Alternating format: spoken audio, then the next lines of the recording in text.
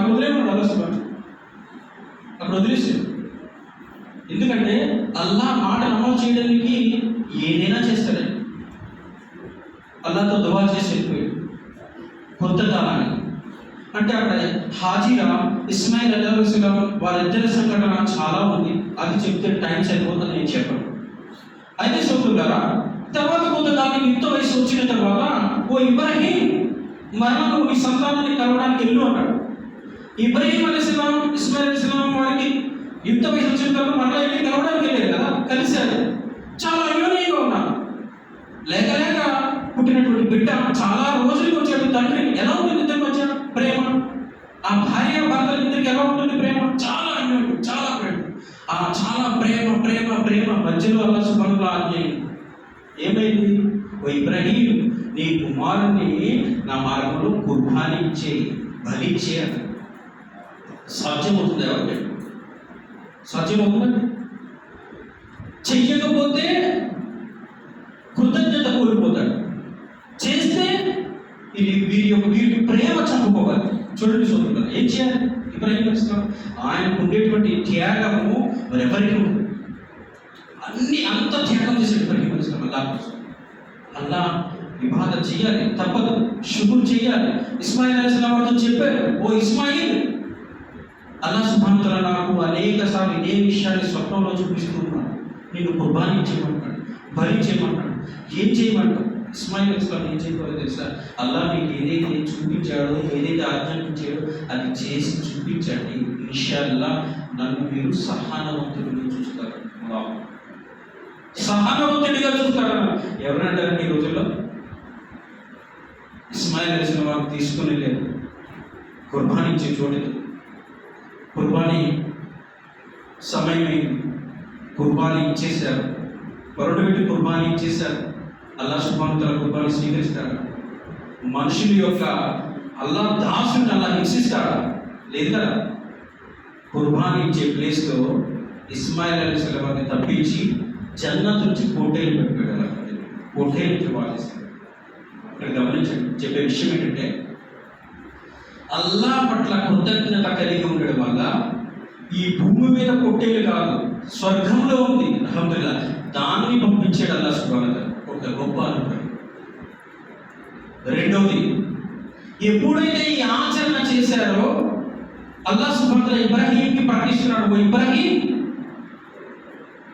ఏ ఆచరణ అయితే నువ్వు ఎవ్వరూ చేయని ఆచరణ చేసావో కాబట్టి నిన్ను నేను నా స్నేహితుడిగా చేసుకుంటున్నాను. ఇక్కడి నుంచి నువ్వు ఇబ్రాహీం ఖలీల్, నువ్వు నా స్నేహితుడిని అన్నాడు. ఇబ్రాహీం ఖలీలుల్లా, అల్లాహ్ స్నేహితుడు అంటే మాట కాకుండా. రెండవ అనుగ్రహం. మూడవది, ఓ ఇబ్రాహీం, ఏదైతే నువ్వు చేసావో ఈ ఆచరణ ఇది ఇక్కడితో ఆగబోదు, ప్రళయం వరకు ఉంచుతానన్నాడు. అల్లాహు అక్బర్. ఈరోజు మనం బక్రీద్ వస్తుందని ఎందుకు కుర్బానీ ఇస్తామండి? అల్లాహ్ సుబ్హానహు వ తఆలా వారు చెప్తున్నాడు, ప్రళయం వరకు ఉంచుతానన్నాడు. అల్హమ్దులిల్లాహ్, ఉంచండి, మనం అమలు చేస్తున్నాం కుర్బానీ. చూడండి మరొక అనుగ్రహం. ఓ ఇబ్రాహీం, నువ్వు నా కోసం ఒక కుమారుని కుర్బానీ చేస్తున్నావు కదా, నేను నీకు మరొక కుమారుని ఇస్హాక్ యొక్క శుభవార్తను ప్రకటిస్తున్నాను. ఇస్హాక్లో అనేక మంది ప్రవక్తలు ఉద్భవిస్తారు. ఎన్ని అనుగ్రహాలు ప్రకటిస్తున్నారు. అల్లాహ్ పట్ల కృతజ్ఞత కలిగి ఉండడం వల్ల ఎన్ని అనుగ్రహాలు చూపించారు. ఒకదాని అర్థం చేసుకోవాల్సిన విషయం ఏంటంటే, ఎన్ని కష్టాలు వచ్చినా, ఎన్ని నష్టాలు వచ్చినా, సునామీ వచ్చినా, ఏది వచ్చినా అల్లాహ్ పట్ల కృతజ్ఞత కలిగి ఉండాలి. కలిగి ఉంటే అల్హమ్దులిల్లాహ్ అనేక అనుగ్రహాలు వస్తాయి. శుభవార్త ఇది. చూడండి సోదరులారా, అయితే కృతజ్ఞత ఎలా కలిగి ఉండాలి? నమాజ్ 5 పూట. లేదంటే నాకు ఈరోజు ఏదో అయిందంటే కాదండి. ఇస్లాం నీపై ఇచ్చింది 5 పూటలు తప్పకుండా నమాజ్. ఇక నీకు స్తోమత ఉంది, హజ్కి వెళ్ళే స్తోమత ఉంది, హజ్ చేయాలి. డబ్బు ఉంది, నేను దాచుకుంటానంటే లేదు. ఆ యొక్క మరణం అన్నారు వృద్ధ మోసిన వారు, నా ఉమ్మత్ యొక్క మరణం కాదు. హజ్ చేసే స్తోమత ఉంది, నువ్వు హజ్ చేయకపోతే నీ యొక్క మరణం నా ఉమ్మతి మరణం కాదు. అంటే భక్త మోసిన ఉమ్మతి మరణం జరగదు, ఖైర్ మరణం. హజ్ చేసే స్తోమత ఉంటే తప్పకుండా హజ్ చేసేయాలి. ఇది హజ్ దినాలు నలుగురు.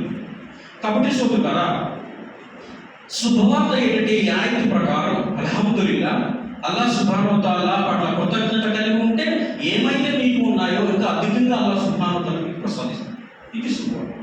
రెండవ ఈ ఆయనలో హెచ్చరిక ఉంది. లా అజీదన్నకుం వల ఇన్ కఫర్తుం ఇన్ అజాబి లషదీద్. హెచ్చరిక ఏంటి? మీరు కనుక ఒకవేళ చేసిన మేలు మర్చిపోతే, నా శుక్రు చేస్తే, శుక్రు లేకుండా ఉంటే జాగ్రత్త, నా శిక్ష చాలా కఠినమైనది. అల్లాహ్ హెచ్చరిస్తున్నాడు. ఏంటి శిక్ష? అల్లాహ్ శిక్ష ఏంటి? ఖురాన్ పరిశీలించాడు. మనం ప్రతి విషయాన్ని ఖురాన్నే పరిశీలించాలి. ఖురాన్ పరిశీలిస్తే ఖురాన్లో మనకు చెప్పబడి ఉంది అల్లాహ్ సుబ్హానహు వ తఆలా ప్రవక్తల యొక్క జాతులు, ఏ జాతులైతే చెప్పాడు అల్లాహ్ సుబ్హానహు వ తఆలా ఆ జాతులపై అల్లాహ్ అనుగ్రహాలు ఉన్నాయి. ఎవరైతే అల్హమ్దులిల్లాహ్ అల్లాహ్ మాటపై అర్థవ్యవహారం జీవించారో వారికి సంస్కారం ఉంది, వారికి అల్లాహ్ అనుగ్రహాన్ని ప్రసాదించాడు. ఎవరైతే అల్లాహ్ యొక్క అనుగ్రహాన్ని తిరస్కరించాడో అల్లాహ్ అజాబ్ కూడా. చూడండి సోదరులారా, నమాజ్ మధ్యలో డిగ్రీ తిప్పడం సరైన పద్ధతి కాదు, అసలు పద్ధతే కాదు. చూడండి, గమనించండి. అల్లాహ్ సుబ్హానహు వ తఆలా ఖురాన్లో అనేక ప్రవక్తల గురించి చెప్పాడు కదా. నూహ్ అలైహిస్సలాం జాతికి అల్లాహ్ సుబ్హానహు వ తఆలా వేల సంవత్సరాల ఆయుష్ ఇచ్చాడు. గొప్ప అనుగ్రహం. వేల సంవత్సరాలు. నూహ్ అలైహిస్సలాం 950 సంవత్సరాలు తన జాతికి దావత్ ఇచ్చాడు. అంటే ఏంటంటే వేల సంవత్సరాలు బతికేవారు. అంత ఆయుష్ అనుగ్రహంగా ఇచ్చాడు. కానీ వాళ్ళు ఏం చేశారు? అంత ఆయుష్ను పొంది తద్వారా ప్రయోజనకరాలు పొంది అల్లాహ్ని తిరస్కరించారు. అల్లాహ్ పట్ల షుక్రు కలిగి ఉండేవాడు కాదు. అల్లాహ్ సుబ్హానహు వ తఆలా ఏం చేశాడు? అక్కడ జల ప్రళయాన్ని పంపాడు. జల ప్రళయం తద్వారా అనేక మంది నాశనమైపోయారు. ప్రళయం. తర్వాత ఇంకా చూడండి, హూద్ అలైహిస్సలాం అల్లాహ్ సుబ్హానహు వ తఆలా ఆ జాతిని చాలా బలమైన జాతిగా సృష్టించాడు. ఎంత బలమైంది అంటే పర్వతాలను సైతం దొరుచుకుని అందులో ఇల్లు నిర్మించేవారు. ఎంత బలవంతుడు. తిరస్కరించారు. అల్లాహ్ శుక్రు చేసేవారు కాదు. వారిపై అల్లాహ్ సుబ్హానహు వ తఆలా భయంకరమైనటువంటి ఒకే ఒక్క శబ్దం, వాళ్ళ చెవులు చిల్లు పడిపోయి రక్తం కారణం చచ్చిపోయారు. అజాబ్. సమూద్ జాతి గురించి చెప్పాడు. సాలీహ్ ప్రవక్తను పంపాడు అక్కడికి. కానీ వారు తిరస్కరించారు. అల్లాహ్ సుబ్హానహు వ తఆలా వారిపై కూడా గొప్ప అనుగ్రహాలు ప్రసాదించాడు. వారికి పంట పొలాన్ని పుష్కలంగా ఇచ్చాడు. చాలా బలమైన జాతి. వారు తిరస్కరించారు. చివరికి అల్లాహ్ వైపు నుంచి వచ్చిన ఒక ఒంటెను కూడా వారు చంపేశారు. అల్లాహ్ అజాబ్కి గురైపోయారు. 7 రాత్రుల ఇంటి పక్కన భయంకరమైన తుఫాన్ నాశనం. ఇలా చూసుకుంటూ పోతే ప్రతి ప్రవక్త జాతిలోని అల్లాహ్ సుబ్హానహు వ తఆలా గొప్ప అనుగ్రహాలు ప్రసాదించాడు. అది ఉదాహరణ మూసా అలైహిస్సలాం బనీ ఇశ్రాయేల్ జాతిని చూడండి. అల్లాహ్ ఎన్నో అనుగ్రహాలు పంపాడు బనీ ఇశ్రాయేల్. ఫిరౌన్ వద్ద తరతరాలుగా వారు బానిసలుగా ఉండేవారు బనీ ఇశ్రాయేల్. మూసా అలైహిస్సలాం వారి వద్దకు పంపాడు. మూసా అలైహిస్సలాం పంపాడు. ఫిరౌన్ నుంచి బానిసత్వం కింద రిలీజ్ చేశాడు మూసా అలైహిస్సలాం వారు. ఇంకా సముద్ర మార్గం గుండా ఎన్నో ఫిరౌన్ వెంబడిస్తూ ఉంటే సముద్రాన్ని 12 బీటల కింద విడదీశాడు. అవతల దీవికి పంపాడు. ఇంకా అక్కడ తినడానికి ఏమీ లేకపోతే ఆహారాన్ని మన్నాసలు అనే ఆహారాన్ని దింపేవాడు. మన్నాసలు వారు చూస్తుంటే వారు ఆకాశం వచ్చేది ఆహారం.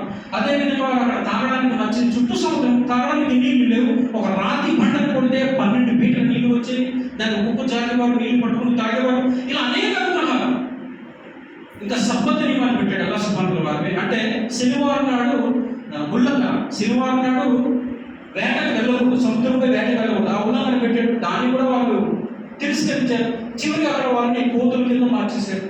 ఎవరైతే అల్లాహ్ అనుగ్రహాలు చూస్తూ కూడా తిరస్కరించారో చాలా మందిని ఆ యొక్క పర్వతంపై అల్లాహ్ అజాబడలేదు. ఎందుకంటే మూసా అలైహిస్సలాం వారు తౌరాత్ గ్రంథం గురించి వెళ్ళినప్పుడు అక్కడ చాలా మంది బనీ ఇశ్రాయేల్ ఏం చేశారంటే బంగారంతో ఆవును తయారు చేసి దాన్ని పూజించడం ప్రారంభించారు. అసలు ఆవు యొక్క ఇబాదత్ అక్కడ చూసి అల్లాహ్ సుబ్హానహు వ తఆలా వారిపై మరణశిక్ష చేశాడు. మరలా ఇలా అనేక అనుగ్రహాలు తిరస్కరించిన కారణంగా వారిపై అజాబ్.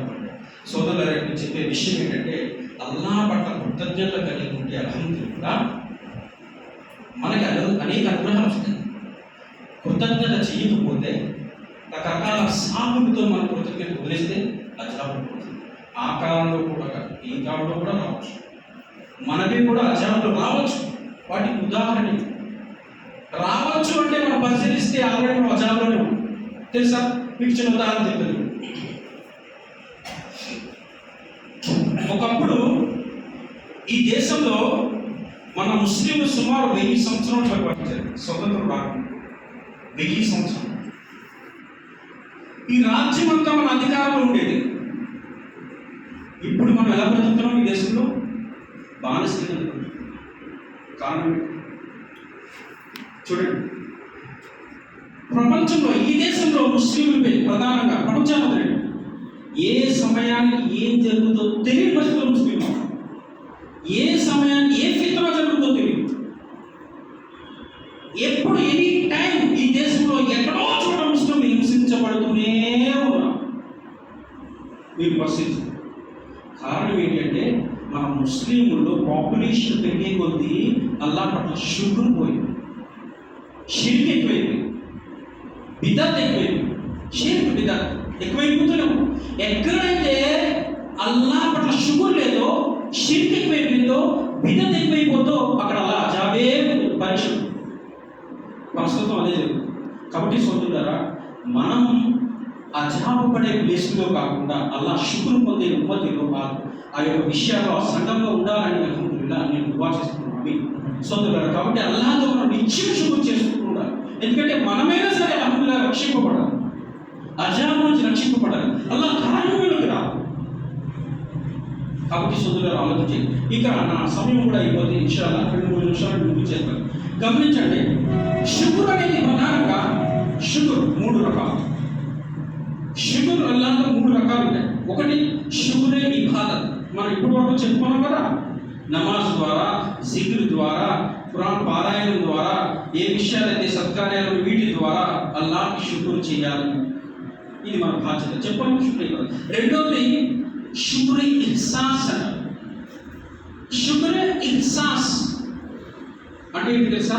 అల్లాహ్ సుబ్హానహు వ తఆలా మనకు ప్రసాదించిన అనుగ్రహాల నుంచి ఆ అల్లాహ్కి కృతజ్ఞత కలిగి ఉండడం షుక్రే ఇహ్సాస్ అంటారు. ఉదాహరణకి అల్లాహ్ సుబ్హానహు వ తఆలా మనకి కళ్ళు ప్రసాదించాడు, ముక్కు ప్రసాదించాడు, చెవు ప్రసాదించాడు, ఈ నోరు, నాలుక, మంచి మాట, కాళ్ళు, చేతులు, శరీరంలో ప్రతి పార్ట్ ఎవరు సృష్టించారండి? ఈ జీవితం అల్లాహే కదా సృష్టించాడు. అల్లాహ్ అనుగ్రహాలు దీని నుంచి, ఈ అనుగ్రహం నుంచి అల్లాహ్కి అల్హమ్దులిల్లాహ్ ఇహ్సాన్ చేయాలి, కృతజ్ఞత చేయాలి. ఉదాహరణకి అల్లాహ్ మనకి కళ్ళు ప్రసాదించాడు కదా, ఈ కళ్ళతో మనం అనేక రంగులు చూస్తున్నాం కదండి. ఈ కళ్ళతో ఏం చూడాలి? అల్లాహ్ కుదరత్ చూడాలి, కుదరత్ సృష్టిని చూడాలి, సృష్టి నిర్మాణాన్ని చూడాలి, భూమి ఆకాశాలు చూడాలి, సూర్యుడు, చంద్రుడు, నక్షత్రాలు అన్నిటినీ ఎలా నడుపుతున్నాడు అల్లాహ్ సుబ్హానహు వ తఆలా, ఆయన యొక్క గొప్పతనాన్ని చూడాలి. మీకు తౌహీద్ కనబడుతుంది. ఈ సృష్టిని చూస్తే మీకు అల్లాహ్ ఏకత్వం కనబడుతుంది. ఈ కళ్ళతో ఖురాన్ చూడాలి, పారాయణం చేయాలి, హదీస్ని చూడాలి, మంచి వైపుకి నేను ఉపయోగించాలి. మరి మనం ఏం చేస్తున్నాం?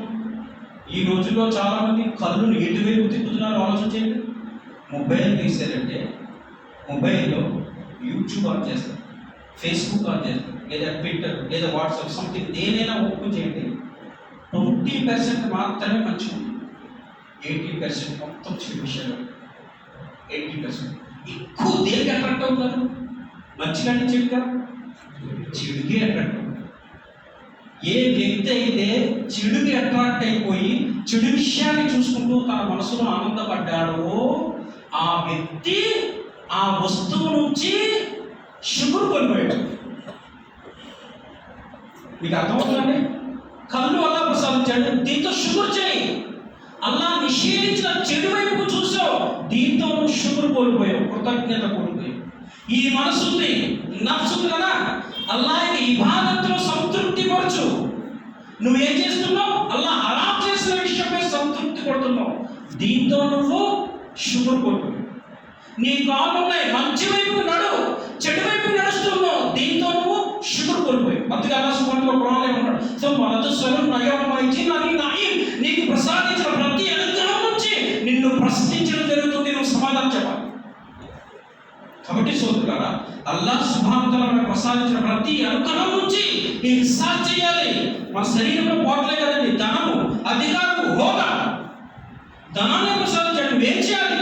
ఆ ధనాన్ని మంచి వైపుకు వచ్చేయాలి, శైతాన్ మార్గంలో కాదు, దుర్మార్గంలో కాదు. మంచి వైపు చేస్తే ఇహ్సాన్ చేసిన వాడు అవుతాం, చెడు వైపు చేస్తే శైతాన్ మార్గంలో ఖర్చు పెట్టిన వాడు అవుతాం. అంటే శుక్ర్ కోల్పోయాడు. రెండోది మీకు అర్థమవుతుందని నేను అనుకుంటున్నాను. మూడోది ఏంటో తెలుసుకుంటున్నారా?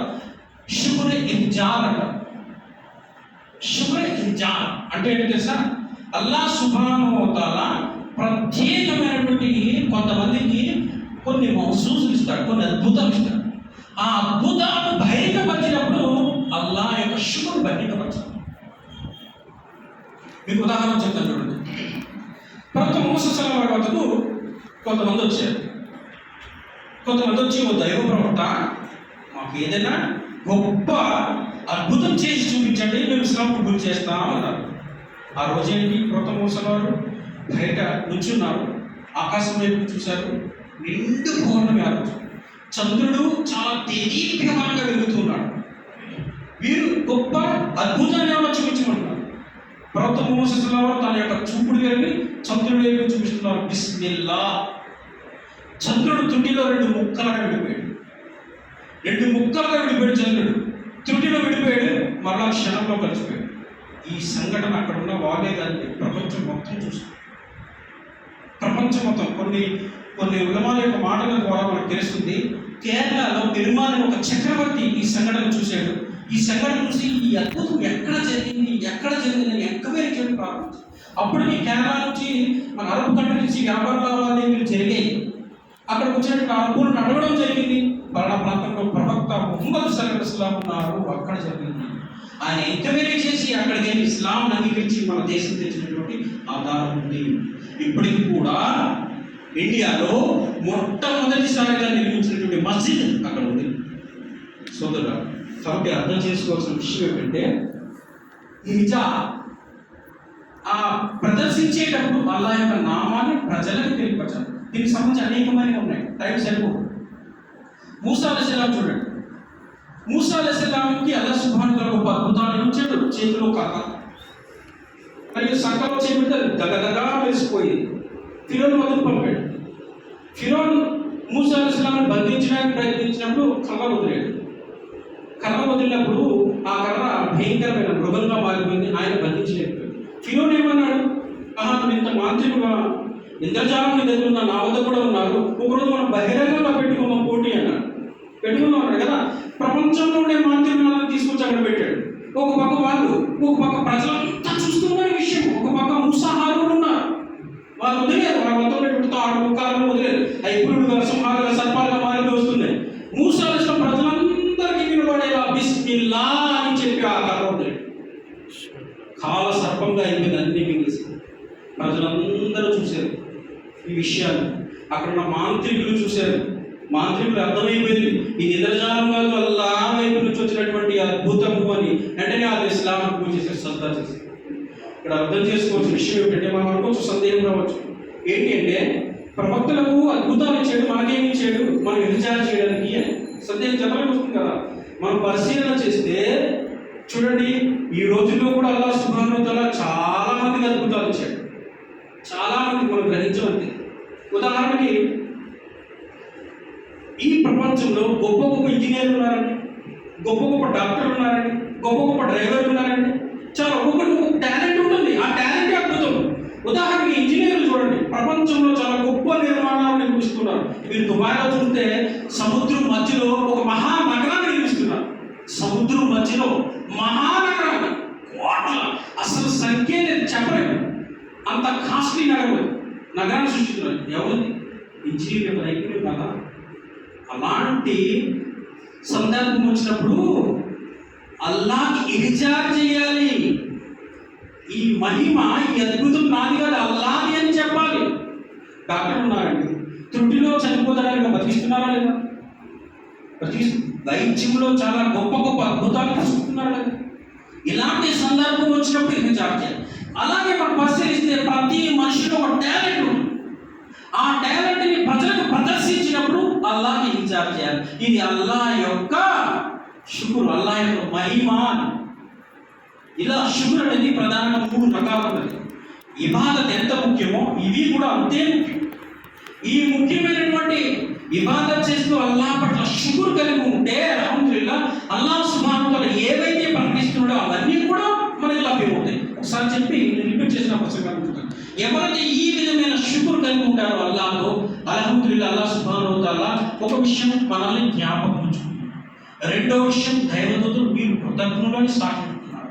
మూడో విషయం, అల్లాహ్ సుబ్హానహు వ తఆలా అధికంగా అనుగ్రహిస్తున్నాడు, ఏదైతే ఉందో దానికంటే అధికంగా అనుగ్రహిస్తున్నాడు. నాలుగో విషయం, అల్లాహ్ సుబ్హానహు వ తఆలా మన పాపాలను చేసిన తప్పులను కూడా మన్నిస్తున్నాడు. ఐదో విషయం, అల్లాహ్ సుబ్హానహు వ తఆలా జన్నత్ యొక్క శుభవార్త ఇస్తున్నాడు. ఆరో విషయం ఏంటంటే నరకాగ్ని నుంచి అభయమిస్తున్నాడు, పాపాత్ముని సైతం పవిత్రులు చేస్తున్నాడు. ఇన్ని లాభాలు అల్లాహ్ పట్ల శుక్రు కలిగి. కాబట్టి ఒక ముస్లింగా అల్లాహ్ పట్ల నిత్యం మనం శుక్రు కలిగి, నిత్యం మనకి ఎప్పుడు టైం దొరికితే అప్పుడు శుక్రు చేయడం కాదండి. ఎప్పుడు టైం దొరికితే అప్పుడు శుక్రు చేయడం అనేది మునాఫిక్ లక్షణం. ఒక ముస్లిం యొక్క లక్ష్యం ఏంటంటే అల్లాహ్ సుబ్హానహు వ తఆలా నీపై ఫరజ్, నీకు ఒక సమయాన్ని, నీకు ఒక విధిని పెట్టాడు. ఆ విధి ప్రకారం నువ్వు అమలు చెయ్యి, నువ్వు అల్లాహ్ యొక్క శుక్రుడు. కాబట్టి సోదరులారా, నేను అల్లాహ్తో దువా చేస్తున్నాను వల్ల ఏ విషయాలైతే నేను ఇక్కడ చెప్పడం జరిగిందో దానిపై జ్ఞానాన్ని హాస్యం చేసి అమలు చేసి మరి అల్లాహ్ ఏ విషయాలైతే మేము ఇక్కడ చెప్పుకున్నామో ఆ విషయాలపై సంపూర్ణంగా నీ పట్ల శుభ్రం చేసే నీకు కృతజ్ఞత కలిగి ఉండే భాగ్యం. మరి మేము ఎల్లప్పుడూ మా మరణ సమయంలో కూడా లా ఇలాహా ఇల్లల్లాహ్ ముహమ్మద్ రసూలుల్లాహ్ అనే పవిత్రమైన సత్వచంతో నీకు కృతజ్ఞత కలిగే భాగ్యం. మరి అంతిమ దినాన నువ్వు ఎవరినైతే అనుగ్రహిస్తావో ఆ అనుగ్రహ మూర్తుల జాబితాలో మమ్మల్ని అందరినీ కూడా కలిగే భాగ్యం. ఇంకా ఎంతమందికి అయితే ధర్మం తెలియకుండా గుమ్మరాయిపోయినారు వల్ల వారికి ధర్మాన్ని తెలియపరిచే భాగ్యాన్ని ప్రసాదించు. ఇంకా మమ్మల్ని ప్రవక్తలతో, షహీదులతో, సత్యసంధులతో ఉండే భాగ్యాన్ని ప్రసాదించు. ఆ జన్మం యొక్క సౌభాగ్యాన్ని ప్రసాదించు. ఆమీన్. వాకిర్ దావానా అనిల్ హమ్దులిల్లాహి రబ్బిల్ ఆలమీన్. రబ్బనా తకబ్బల్ మిన్నా ఇన్నక అంతస్